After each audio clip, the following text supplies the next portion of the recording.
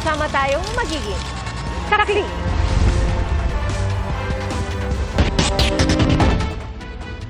Malagim na disgrasya sa Antipolo City. Isang patay habang siyam ang sugatan nang maaksidente ang isang pampasaherong jeep sa Marcos Highway sa bahagi ng barangay Inarawan. At base sa investigasyon, pasado alas 5:30 ng umaga kanina habang binabagtas ng jeep ang highway na mawalan ito ng preno. Sumalpok ang jeep sa dalawa pang sasakyan. Patay ang isang pedestrian na nag-aabang lang ng masasakyang jeep. Sugatan din ang isa pang pedestrian at 7 pang sakay ng mga sangkot na sasakyan.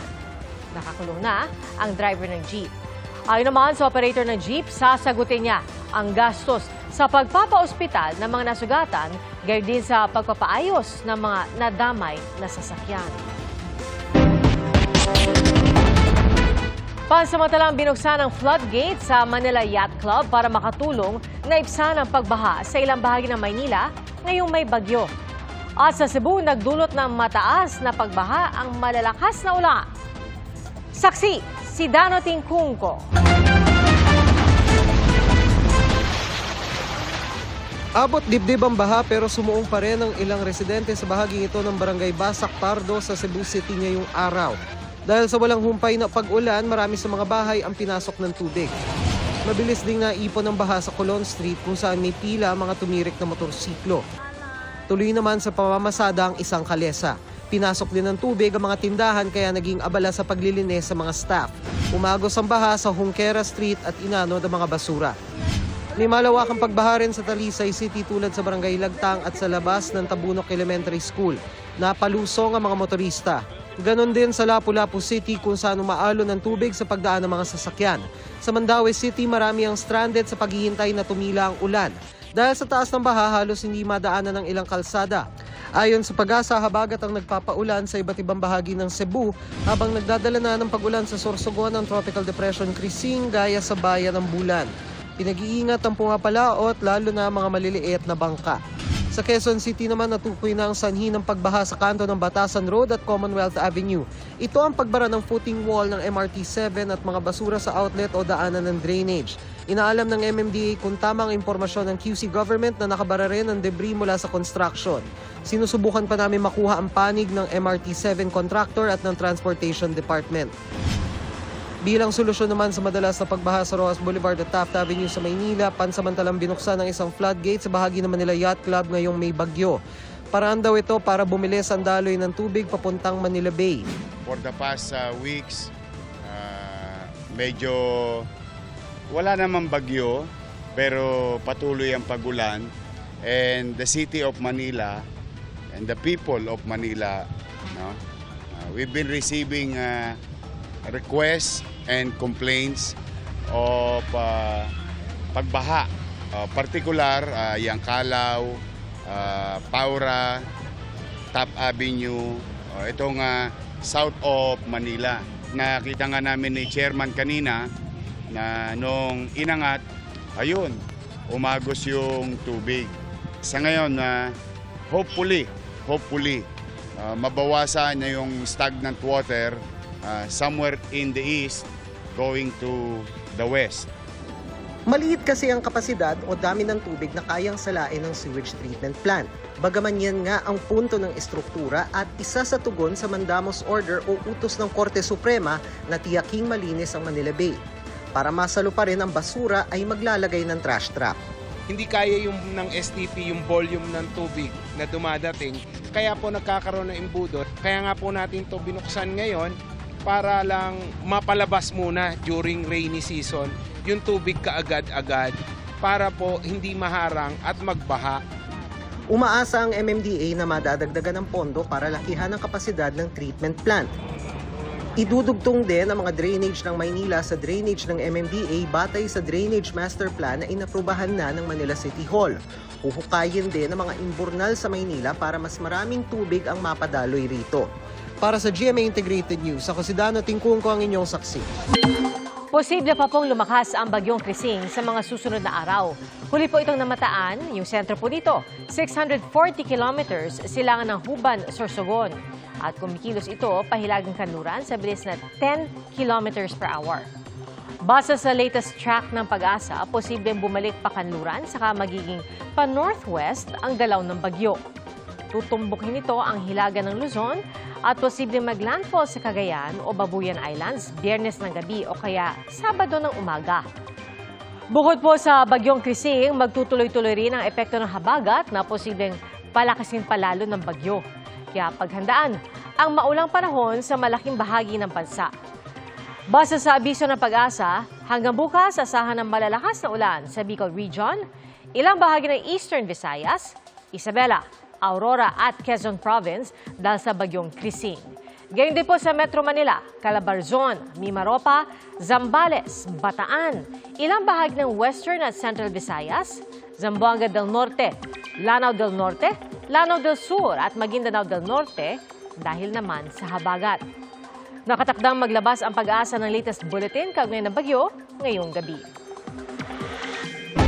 Patay ang isang ginang at ang kanyang anak nang salpukin ng ambulansya ang sinasakyan nilang tricycle sa Camarines Norte. 3 naman ang sugatan sa karambola ng 3 sasakyan sa South Luzon Expressway. Saksi, si Emil Sumangil. Pasado alas 8 ng umaga kahapon nang masangkot sa disgrasya ang 2 SUV at isang bus sa southbound lane ng South Luzon Expressway malapit sa Sukat Exit. Sa inisyal na pagsisiyasat ng PNP Highway Patrol Group, base na rin sa hawak nilang CCTV footage, nakitang unang bumangga sa railing ng S-Lex ang SUV. Sa lakas ng impact, tumalsik ito sa middle lane kung saan nabangga naman ito nang parating na isa pang SUV. Tumihaya ang SUV na bumangga sa railings at nagpaikot-ikot malapit sa innermost lane. Ang ikalawang SUV na iwan sa bandang outermost lane at nabangga naman ng papasaherong bus.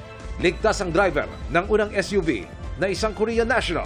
Hindi po makapagbigay ng salaysay itong Korean national o ito pong driver na nakita po natin na may pagkakamali. Ang speed limit po natin sa ating po mga expressway, hindi po yan bababa hanggang 60 to 80. Makikitaan po natin talaga na may pagkabilis ito pong takbo ng ito pong nabanggit po nating vehicle. Sugatan naman ang driver at 2 pasahero ng pangalawang SUV. Walang nasugatan sa mga sakay ng bus pero nagtamo ng malaking pinsala ang kaliwang bahagi nito. 1 oras din bago na alis ang mga sasakyan kaya bumigat ang trapiko sa lugar. Payo ni Police Lieutenant Nadame Malam sa mga motorista, lalo na sa dumaraan sa expressway. Dapat nasundin po ng ating po mga kaubayan yung ating po mga batas ng trapiko. Kung ano po dapat ang speed limit. Kung sila naman din po ay nakakaramdam ng pagkapagod or need po ng pahinga, may mga services po tayo dito po sa mga gantong area like lay-by. Sinalpok naman ng isang ambulansya ang isang tricycle sa Maharlika Highway sa Labo, Camarines Norte pasado alas 12 ng tanghali kanina. Ayon sa Labo Municipal Police Station, magkakatid sana ng pasyente sa Camarines Norte Provincial Hospital sa bayan ng Daet ang ambulansya nang mabangga nito ang tricycle. Lulan ang mag-asawa at anak nilang babae na sinundo mula sa paaralan. Sa tindi ng pagsalpok, bumaliktad ang tricycle sa gitna ng highway. Tulong-tulong ang mga rescuer, pulis at residente para maingat na maitayo ang tricycle at mailabas ang mag-anak na naipit. Isinugod sa ospital ang mag-ina pero binawian din ang buhay. Critical naman ang driver ng tricycle. Ligtas naman ang pasahero ng ambulansya. Sa Santa Barbara, Pangasinan, binabagtas ng isang kotse ang National Highway nang biglang sumalpok ang isang motorsiklo sa harap nito. Makikitang nakasampa na sa harapan ng kotse ang rider ng motorsiklo. Wasak din ang harapan ng kotse, agad dinala sa ospital ang rider ng motorsiklo. Hindi naman nasaktan ang driver ng kotse. Para sa GMA Integrated News, Emil Sumangil, ang inyong saksi. Matapos ang matagal na pagkakatenga, nagagamit na sa linya ng MRT3 ang ilan sa Dalian trains na binili ng gobyerno noon pang 2014. At kapag nagamit na po ang lahat ng Dalian trains, magiging 2.5 minuto na lang ang pagitan ng dating ng mga tren.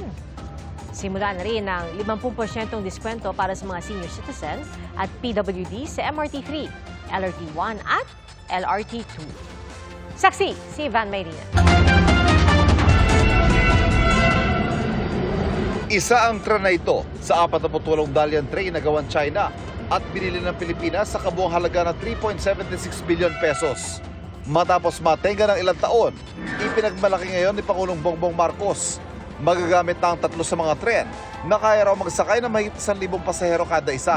Tiniyak natin na kung ano ba ang kailangang gawin para magamit ang Dalian train na ito ay gawin na natin. Dati nang pinuna ng Commission on Audit ang pagkakatenga ng Dalian trains na binili noong 2014 at na-deliver noong 2015 hanggang 2017.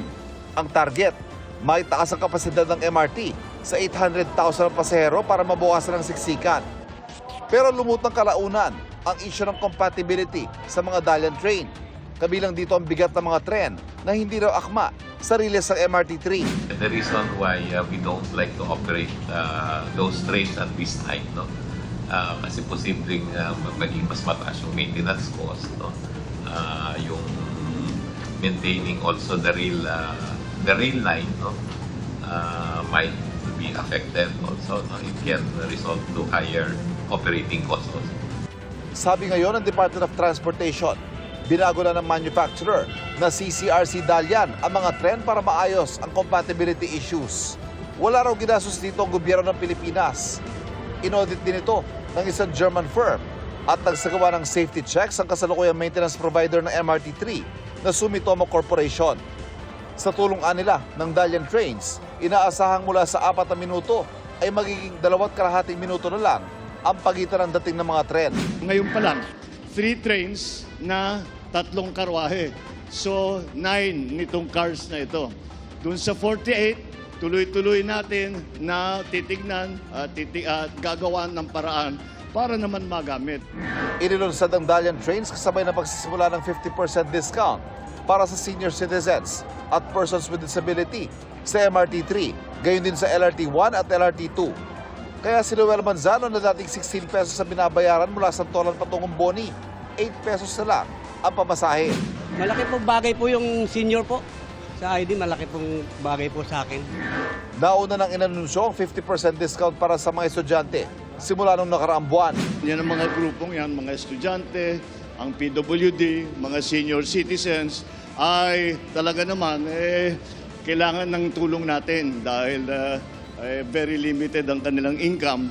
The cost to government is not that much compared to the tremendous benefit for students, our PWDs, and our senior citizens. Ayon sa DOTR, pinag-aaralan ng pagbibigay ng diskwento sa iba pang uri ng transportasyon sa buong bansa. Binisita rin ng Pangulo ang construction ng Metro Manila Subway na may paghuhukay na mula Ortigas hanggang Camp Aguinaldo. Ang Phase 1 nito mula Valenzuela hanggang Ortigas, pinapahabol ng Pangulo na mapasinayaan sa pagtatapos ng kanyang termino. Ngayon, pagka nabuo na ito, ang travel time mula sa Valenzuela hanggang sa airport ay sa kasalukuyan mga 2 oras yan 2 oras kalahati. Kaya mababawasan yan hanggang mga 40 minutes na lang. Para sa GMA Integrated News, ako si Ivan Mayrina, ang inyong saksi.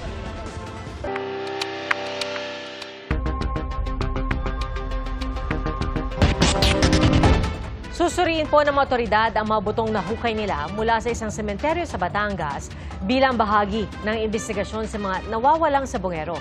Ayon sa isang sepulturerong nakausap ng GMA Integrated News, may mga ipinalibing sa kanyang umano'y mga salvage victim sa naturang lugar ilang taon na ang nakalilipas. Saksi, si Ian Cruz.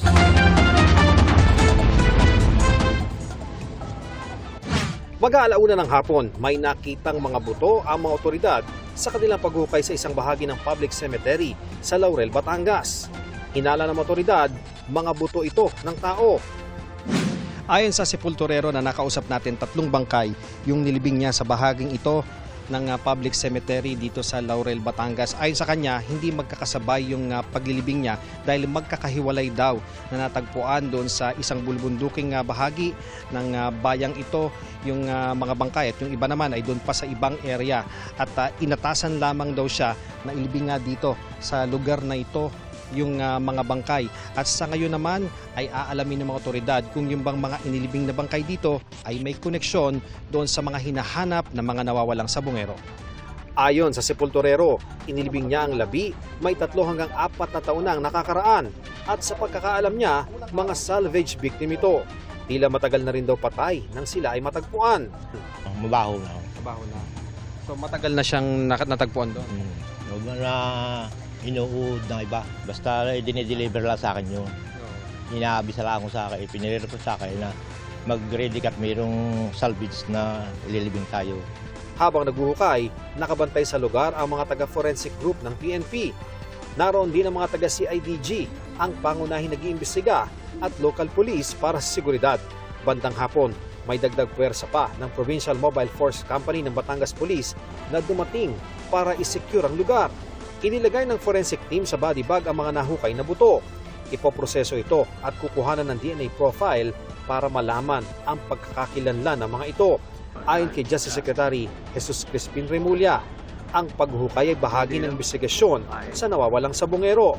There were some victims found in 2020 that were just buried by the police because nobody claimed them in the Purinaria. We are exhuming them now. We are setting up the DNA bank that we need to set up because precisely of those people who are missing. Si Interior Secretary John Vic Remulla nangakong wala silang sasantuhin kaugnay ng kaso. Dahan-dahan talaga nilang tinatahi lahat yan. Pag may natahi na nila, kami ni General Torre ang mag-aaresto sa kanila kung sino man sila. And I repeat, no sacred cows. Isang linggo nang gumugulo ang search and retrieval operation sa Taal Lake. Kanina, maagang nagtungo sa dive site ang mga diver ng PCG. Dala ang kanilang remotely operated vehicle o ROV. Walang nakuhang kakaibang bagay ang mga otoridad ngayong araw. Para sa GMA Integrated News, ako si Ian Cruz, ang inyong saksi. Mga kapuso, maging una sa saksi. Mag-subscribe sa GMA Integrated News sa YouTube para sa iba't ibang balita.